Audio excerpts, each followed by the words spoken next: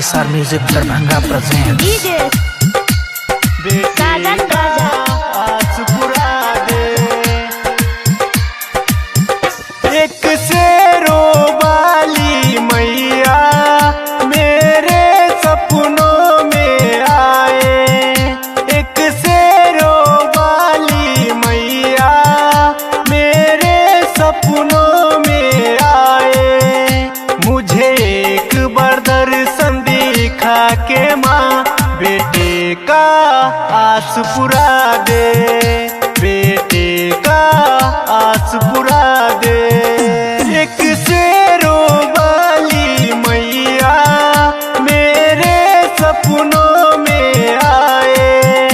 मुझे एक बार दर्शन दिखा के माँ बेटे का आस पुरा दे, बेटे का आस पुरा दे।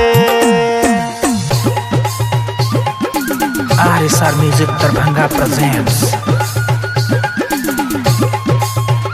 मुझे एक बार दर्शन दिखा के माँ बेटे का आस पुरा दे।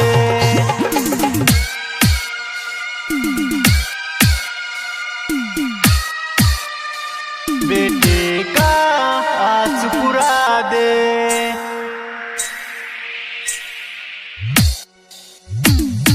माथे पर मुकुट शोभे, चेहरा चमके जैसे तारे। शेरों की करती है सवारी मैया मेरी पहाड़ों वाली। माथे पर मुकुट शोभे, चेहरा चमके जैसे तारे। शेरों की करती है सवारी मैया मेरी पहाड़ों वाली। जैसे कि मैया बोले लगती है मुंह खोले, ममता भरी है दिल में लगती है मैया प्यारी। भक्तों को मैया जब देती है दर्शन, झूमे नाचे जहाँ सारे।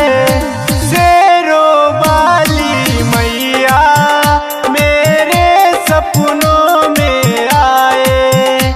मुझे एक बार दर्शन दिखा के माँ बेटे का आस पुरा दे, बेटे का आस पुरा दे।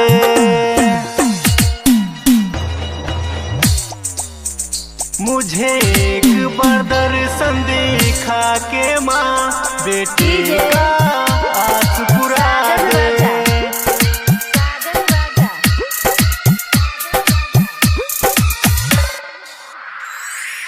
RSR music Darbhanga presents.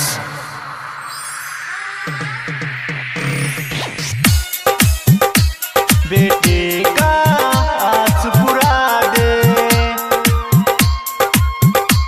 बेटे का आस पुरा दे।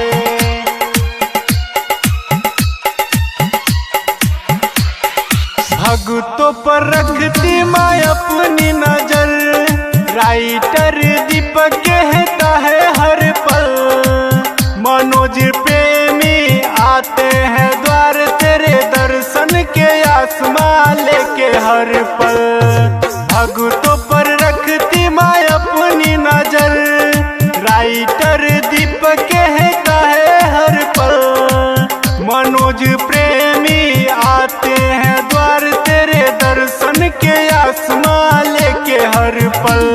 माता शेरों वाली अम्बे पहाड़ों वाली, बस्ती ऊंचे पर्वत पर माँ जगदम्बे काली। सदा कृपा बरसाती भक्तों पर मैया पहाड़ों वाली। शेरों वाली मैया मेरे सपनों में आए। मुझे एक बार दर्शन दिखा के माँ बेटे का आस पुरा दे, बेटे का आस पुरा दे।